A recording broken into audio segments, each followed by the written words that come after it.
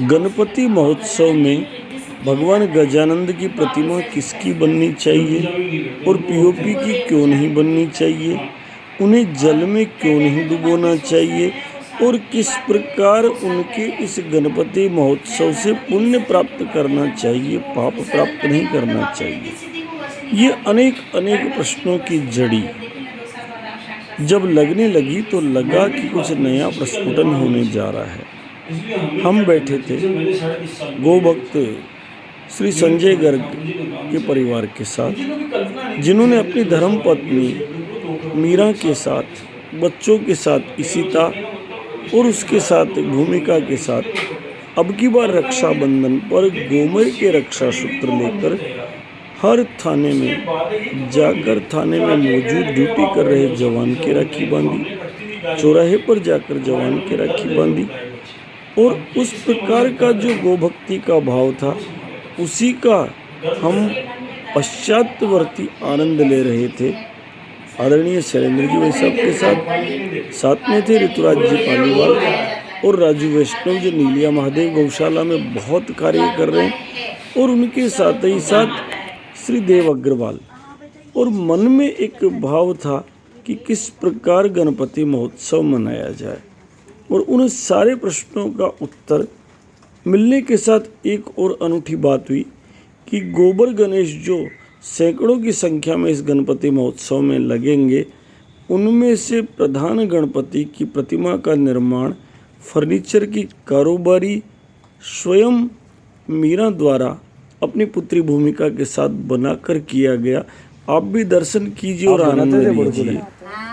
इस आनंदमयी यात्रा से पूर्व यथा नाम तथा गुण, आप मीरा का सहज भाव कब की बात है, उससे कितने साल पुरानी बात है, उसे अनुकरणीय बनाइए।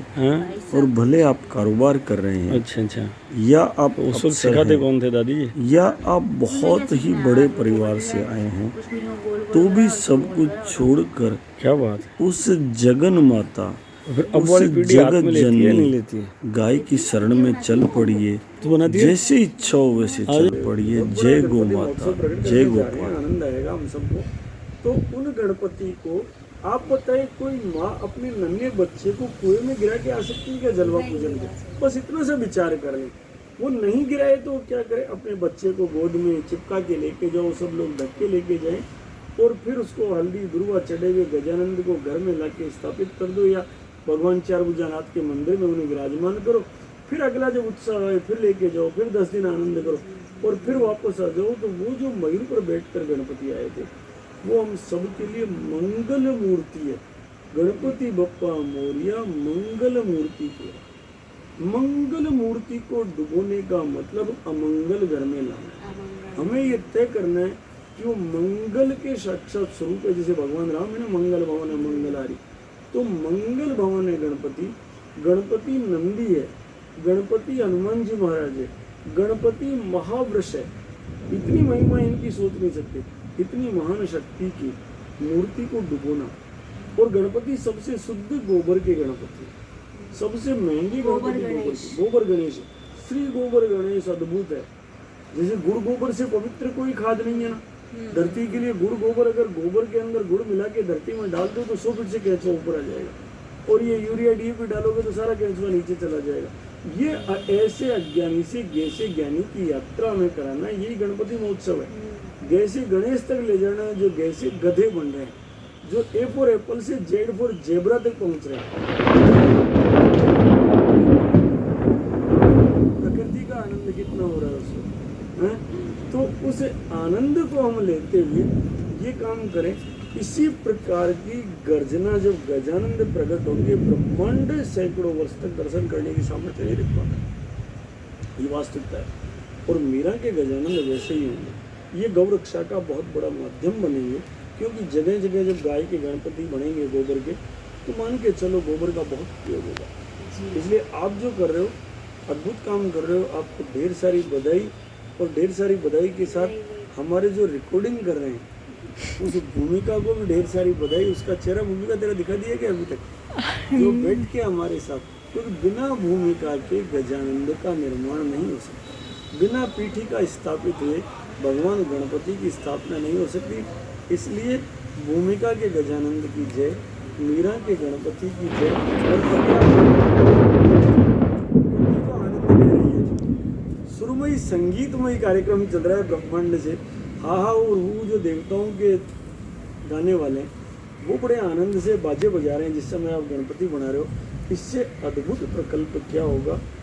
ये भगवान गणपति जो कृष्ण जन्माष्टमी से प्रारंभ होकर गोगा जी महाराज के जन्मदिन पर अपना जन्म प्रकट कर रहे हैं, अद्भुत परिणाम देंगे। इसी भावना के साथ आपको ढेर सारा वंदन, ढेर सारा प्रणाम। आपको शत प्रणाम, शत नमन कि आपने ये मौका दिया, ये अवसर प्रदान किया। मैंने तो सोचा भी नहीं था कभी मैं अपने हाथ से गणपति भी बनाऊंगी। भगवान के मजदूर होना बहुत पवित्र काम है। भगवान के मजदूर। एक गीत बहुत फेमस है पंडित जी, जो हर शादी ब्याह में इसमें गाया जाता है। छोटो सो गजानंद रगमग चाले, पाँच लाडू खाबाने, एक लाडू दियो विनायक, लाडली बाबा ने। तो ऐसे ही और कुछ, जैसे ये जो आप गजानन जी का उत्सव करते हैं, ये फर्स्ट टाइम कब किया था आपने? नहीं, मैंने नहीं, हमारे पूर्वजों ने जब किया। अच्छा मैंने फर्स्ट टाइम अच्छा, तो आपका आपको पूर्वजों के टाइम से है ये मैंने काम? फर्स्ट टाइम तो आपको बताया ही है कि हमने 10 साल पहले 15 साल पहले जब हाँ। शुरू किया। जी, और ये जो उत्सव है ये हमारी शास्त्रों की परंपरा है। हाँ, हाँ। और इसीलिए अपने गजानंद को ऐसा मानते हैं कि उनका स्मरण करने मात्र से, मतलब आप किसी का तो जाके मिलो, किसी को अभ्यर्थना करो, प्रार्थना करो, लेकिन जब कोई बच्चा केवल अपने फ्रेंड गणेशा को चैंटिंग करता है, केवल स्मरण करता है, जो सुमिरित सिद्धि हो, केवल स्मरण करने मात्र से सिद्धियां दे देते हैं गजानंद। इसलिए इन गजानंद का जन्मोत्सव जो मनाया जाता है, इसकी प्रथम परंपरा जब पड़ी वो ऐसी रही कि माता पिता इनके हम सब जानते हैं, भगवती पार्वती है, जी जी भगवान शिव है। माता पार्वती के आप भी अति प्रिय भक्त हैं, आप खुद साधना करते हैं, तो आप देखिए कि माता पार्वती का बिरुद क्या है। बाबा तुलसीदास जब कहते हैं तो क्या कहते हैं? जय जय गिरिवर राज किशोरी, जय महेश मुख चंद्र चकोरी, जय गज बदन सड़ानन माता, जगत जननी दामिनी दूति गाता, नहीं तब आदि मध्य अवसाना, अमित प्रभाव वेद नहीं जाना, भव भव विभव पराभव कारिणी, विश्व विमोहनी स्वबस विहारिणी। एक क्रम में वंदना करते हैं। पहले कहते हैं माँ तू किसकी बेटी है? जय जय गिरिवर राज किशोर, हे पर्वतराज की बेटी तेरी जय है, तेरी बारंबार जय है। फिर वो किसकी पत्नी है? जय महेश मुख चंद्र चकोरी, तू निरंतर भगवान शंकर का मुख वैसे ही देखती रहती है जैसे चकोर चांद को देखता रहता है। फिर अभ्यर्थना करते हैं जय गज बदन सड़ानन माता, तू भगवान कार्तिकेय की माता है और तू गणपति की माता है। उसके बाद व्यापक रूप पे जाते हैं जगत जननी दामिनी दूति गाता, तू सारे संसार की माता है। माँ जानकी के मुख से इसी प्रकार तो कहलवाते हैं। फिर कहते हैं देख तू सारे विश्व की एकमात्र अधिष्ठात्री, एकमात्र कारण, और उसके साथ परम स्वतंत्र स्वबस विहारिणी है। अपने मन से माँ तू संसार को चलाती है। उस जगन माता पार्वती के घर में जो विभव की कारिणी है, अपने आप में स्वयं भगवान की भी अधिष्ठात्री है, शिव की भी अधिष्ठात्री है, परम स्वतंत्र है, और जिसकी कृपा से जानकी को भगवान राम की प्राप्ति हुई, उसकी संतान गजानंद अलग अलग युग में कथाओं के अनुसार अलग अलग बार माँ के यहाँ प्रकट हुए। आप देखते हैं कहीं 2 भुजा के मिलते हैं, कहीं 4 भुजा के मिलते हैं, कहीं 6 भुजा के मिलते हैं। गजानंद अनंत भगवान है, अग्र पूज्य है। इस समय जो गणपति बप्पा मोरिया का जो प्रचलन चला, ये महाराष्ट्र से चला। ये प्रचलन कैसे चला? जिस समय भगवान का भाद्रपद शुक्ल चतुर्थी को अवतार हुआ गणपति का शिव और शिवा के घर में, उस समय पर भगवान गणपति 6 भुजाओं के प्रकट हुए और मयूर पर बैठ कर आए। जैसे कभी ये सिंह पर बैठ कर आते हैं, केवल चूहे पर ही नहीं आते हैं, कभी सिंह पर आते हैं, कभी मयूर पर आते हैं, कभी वासुकी नाग पर बैठ के आते हैं और कभी चूहे पर बैठ के आते हैं। चूहा भी महामूषक है इनका, बहुत बड़े युद्ध के महोत्कट है, ये विघ्न विनाशक है, ये अति समर्थ है। इनके जब हम मुख को देखते हैं तो सबसे सुंदर रूप मिलता है सुमुखस चेक दंतस्य कपिलो गजकर्णक लंबोदरस्य विकटो विघ्ननाशो विनायक धूम्रकेतुर्गणा दक्षो बालचंद्रो गजानन द्वादशेतानि नामानि ये पठे शृणुयादपि विद्यारंभे विवाहे च प्रवेशे निर्गमे तथा संग्रामे संकटश्च विघ्नस्तस्य न जाए। ना तो विद्या में, ना संग्राम में, ना विवाह में कोई संकट उपस्थित होगा अगर कोई गजानंद का ध्यान करेगा। इनका मुख कितना सुंदर है, सुमुख है, एक दंत है, सुमुखस चेक दंतस्य कपिलो गजकर्ण के हाथी के जैसे कान है इनके, विशाल है, लंबोदर बहुत मोटा पेट है, लंबोदर। तो इनके इन स्वरूपों का यदि ध्यान करेंगे, विघ्ननाश का ध्यान करेंगे, तो सुनने से पढ़ने से सारे विघ्न नष्ट हो जाते। ये उस समय पर मयूर पर बैठ कर आए जब भाद्रपद मास था, शुक्ल पक्ष था, कल्याणकारी मास है भाद्रपद। इसके शुक्ल पक्ष की चतुर्थी को शास्त्र कहते हैं चतुर्थ्याम तम समुत्पन्नो भाद्रे मासी गणेश्वर है असिते च तथा पक्षे चंद्रशोदयने सुबह। गणेश पुराण कहती है कि भगवान गणपति ने कैलाश पर्वत पर उस समय भाद्रपद शुक्ल चतुर्थी के दिन माता पार्वती के यहाँ जन्म लिया। जैसे ही अवतार हुआ वहाँ पर भगवान शंकर ने विशाल जन्मोत्सव मनाया और वो जो जन्मोत्सव था जातकर्म संस्कार, नामकरण संस्कार, दोलारोहण संस्कार, जलवा पूजन संस्कार, ग्रह निष्क्रमण संस्कार, चंद्र दर्शन संस्कार, सूर्य दर्शन संस्कार, देव दर्शन संस्कार को सम्मिलित करके प्रारंभ हुआ उस समय हिमालय को। इतने संस्कार एक साथ संपन्न हुए जो आज भी हमारे यहाँ परंपरा मौजूद है। जब बच्चा होता है अंदर सूतिका गृह में माता रहती है। जगन माता पार्वती जन्म से लेकर अनंत चतुर्दशी तक अंदर रही सूतिका गृह में और उसके पश्चात अनंत चतुर्दशी के दिन भगवान का नामकरण संस्कार हुआ गणपति का और उसके पश्चात माता उनका गृह निष्क्रमण संस्कार, पहले देली लांगी सूतिका घर की, उसके बाद घर की देली लांगी जो हम करते हैं, आज भी माताएं करती है ना, छोटे बच्चे को खुद गोद में लेती है, फिर सारी बहनें उसके ऊपर एक साड़ी लगाती है, एक नीम की डाली लेती है, एक खड़ग लेती है और फिर गीत गाती हुई जलवा पूजन कूप पूजन के लिए जाती है। मानो देली निकाल कर बच्चे को सूर्य का दर्शन कराती है, पहली बार चंद्रमा का दर्शन कराती है, इसीलिए गोधूली वेला में निकलती है, जल का दर्शन कराती है, आकाश के देवताओं का दर्शन कराती है। और ये गृह निष्क्रमण संस्कार कैसा होता है, सब जाकर के वहाँ कुएं का पानी लेते हैं, नीम की डाली से छींटा लगाते हैं बच्चे को और वापस घर आते हैं। फिर जो वो सूतिका है, वो माता है, वो अपनी नंद को, अपनी बुआओं को, सबको साड़ी देना, वस्त्र देना भेंट करती है। और यही परंपरा उस समय किए गए, सबने विपुल दान दिया। किस किसने दान दिया आप देखिए, ब्राह्मणों ने दान किए, श्वेत वाराह कल्प में प्रारंभ हुआ, पर्वतराज हिमालय द्वारा अपार रत्न दिए गए, मणि दिए गए, गज दिए गए, अश्व दिए गए, गाय दी गई और स्वर्ण मुद्राएं दी गई। भगवान विष्णु द्वारा ऋषियों का पूजन कर कौस्तुभ मणि का दान किया गया और इसी महोत्सव में अनेक देवियों ने, गायत्री, सावित्री, शारदा, रमा, पार्वती, सबने दान दिया, सबने दिया और एक युग युगांतर की परंपरा ये बन गई। अब उसके बाद क्या हुआ, ये देवासुर संग्राम लगातार चलता रहा और हमारे गणपति महोत्सव की परंपरा भी लगातार चलती रही। अनंत चतुर्दशी को जल का एक कारण और था कि गणपति महाभारत के लेखक थे, तो लगातार वो जब लिखते रहे तो अंत में जब महाभारत पूर्ण हुई, थक गए, तो वेदव्यास ने शीतल जल से उनका स्नान अनंत चतुर्दशी के दिन करवाया। इन दोनों परंपराओं को युगांतर की, एक द्वापर की परंपरा, एक सृष्टि के प्रारंभ की परंपरा, इनको समन्वित करके हमारे पूर्वज गणपति महोत्सव मनाते रहे।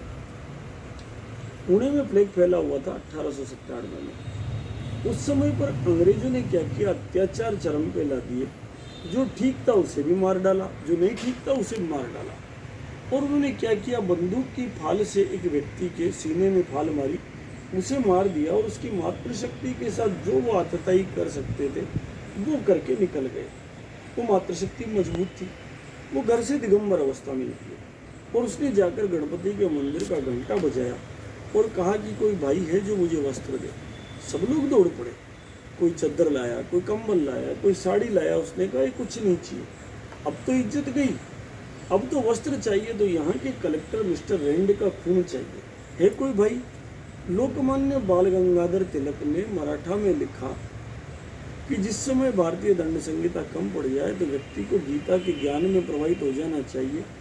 जहाँ अर्जुन जब व्यथित होकर पूछता है कार्पण्य दोषोपहत स्वभाव है कृष्णामि त्वां धर्म सम्मूढ़ चेता यत् श्रेयसा निश्चितम ब्रूहि तन्मे शिष्यस्त्याम शादिमां त्वां प्रपन्नम।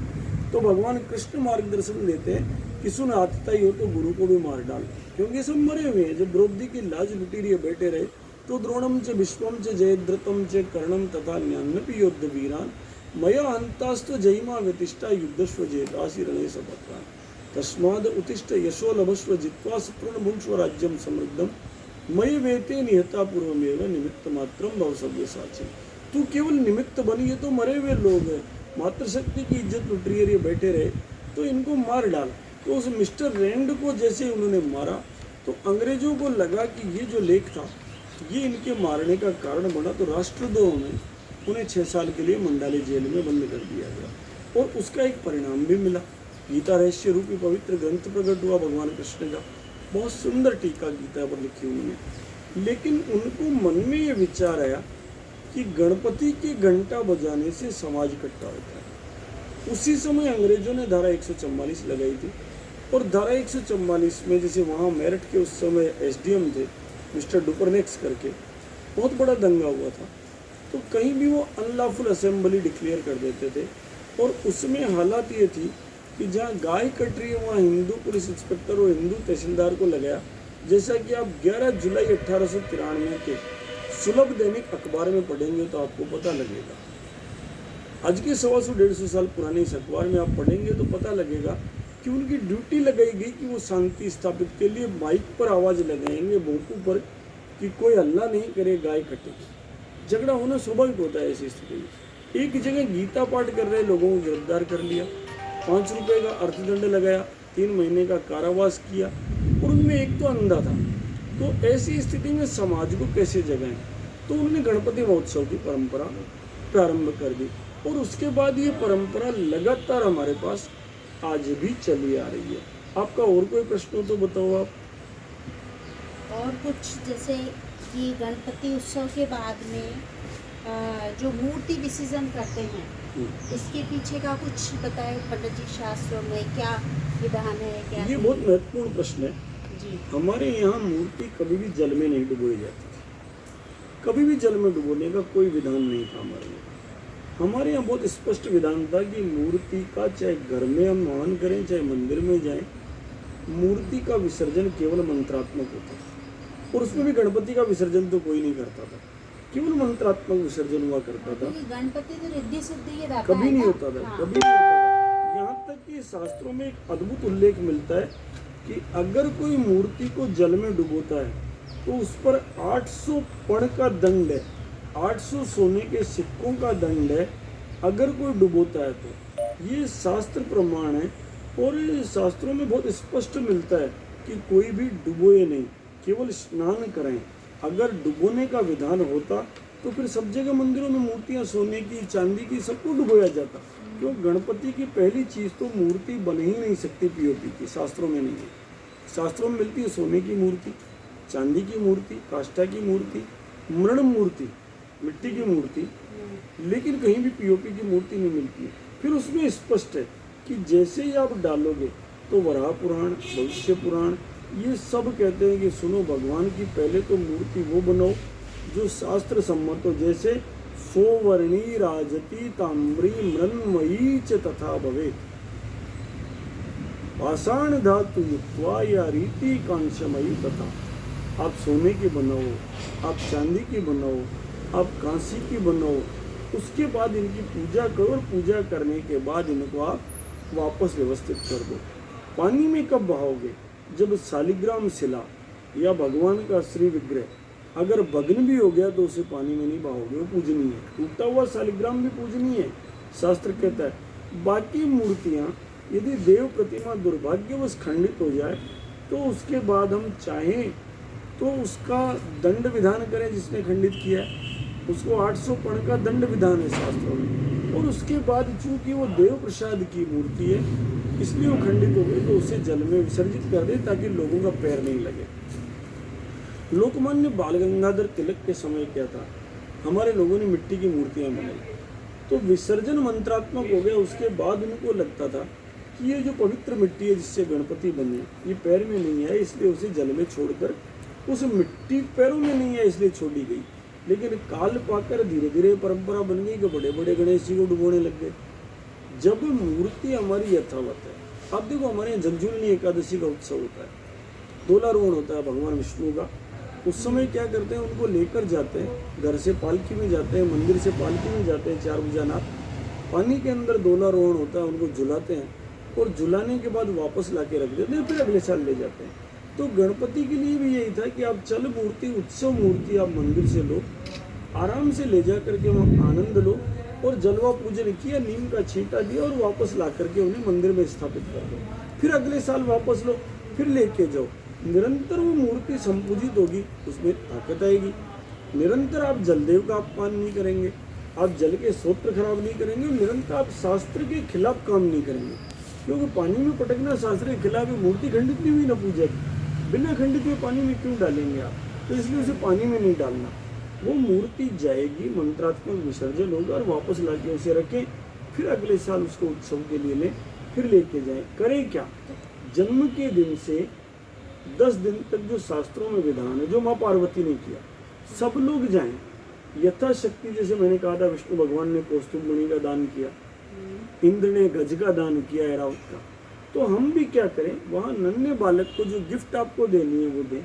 सबसे बड़ी गिफ्ट क्या है उनकी, जो शास्त्रों में मिलती है, हम एक चुटकी हल्दी की दें, एक छोटे से झूले में उनको झुलाएं। जैसे अभी आपने प्रारंभ किया था ना कि गजानंद बहुत छोटे से बिनाए के रगमग चाले, तो ये बच्चे थे उस वक्त, तो वो छोटे से बिनाए को बड़ी मूर्ति की भी आवश्यकता नहीं, उनको एक झूले में बिठाएं और झूले में बिठा के सब गाते रहे, नैने अथारो पालनो गलादू सामी साड़ रे, आवतड़ा जावतड़ा रे बाबू सा जोटिया देसी है। और उसके साथ उनको भेंट क्या करें, हल्दी चढ़ाएं। हल्दी चढ़ाने के साथ दुर्वा के 8 अंकुर चढ़ाएं, दूब के 8 तिलके चढ़ाएं और फिर झुला करके गणपति बप्पा के सामने खड़े होके आनंद करें, जय गणेश जय गणेश जय गणेश देवा, माता जय की पार्वती पिता महादेवा। लड्डुओं को भोग लगे, शास्त्रों में कहीं नहीं लिखा है पानी में डुबोएं, तो लड्डू का भोग लगाएं, संत करे सेवा, तो उनकी सेवा करें। और जब अनंत चतुर्दशी आ जाए तो अपनी बहन बेटी के साथ पगल के जल स्थान पर जाएं, एक नीम की डाली लेकर जाएं, गणपति का नामकरण संस्कार पंडित जी से कराएं, पंचांग के हिसाब से उस दिन सुमुख आता है, किस नाम पे आता है वैसा नाम रखें वर्ष गणपति का, फिर सम्मान से वापस लाएं और वापस लाके अपने मंदिर में उन्हें विराजमान कर दें। घर के में हो चाहे मंदिर का मंदिर, गर्भगृह में विराजमान करें और उसके बाद अपनी बहन बेटी को यथाशक्ति कुछ भेंट करें। जलवा पूजन हुआ, गृह निष्क्रमण संस्कार हुआ, बाहर जब गजानंद निकले अनंत चतुर्दशी के दिन, तो एक बार सूर्य का दर्शन गोधूली वेला में करें, चंद्र का दर्शन करें, देवों का दर्शन हुआ, देव भी उनके दर्शन करें और फिर उस उत्सव की मूर्ति को ले जाकर रख दे, बहाने की आवश्यकता नहीं, केवल उसे जल में छोड़ना है जो खंडित हो गई बीच में, अन्यथा कहीं विधान नहीं है। और पीओपी की मूर्ति का बिल्कुल विधान नहीं है। तो 2 चीजें हमें तय करनी है कि हम शास्त्र के विरुद्ध शास्त्र का उत्सव नहीं मनाएं, अर्थात हम क्या करें, गणपति पीओपी के नहीं बनाए, भाव के गणपति बना ले चाहे, मिट्टी के बना ले चाहे, और जब तक मूर्ति खंडित नहीं हो तब तक उसे पानी में नहीं बाएं। केवल उन्हें स्नान कराने का विधान है। शास्त्रों में जो मिलता है ना, स्पष्ट विधान मिलता है, विनायकम प्रवक्ष्यामि गजवक्त्र त्रिलोचनम लंबोदरम चतुर्बाहु व्याल यज्ञोपवीतनम। वो जनेऊ धारण करके जो गजानंद है उनको केवल स्नान कराने का विधान था, वो भी इसलिए कि वेद व्यास ने स्नान कराया। और वो भी इसलिए कि माता पार्वती ने गृह निष्क्रमण संस्कार किया। ये दोनों करें और दोनों करके घर लेके आ जाएं। और उसके बाद ये जो मीरा के गणपति है जो आपने बनाए, आज हम जिनसे देख रहे हैं ना, ये धूपचाम फाउंडेशन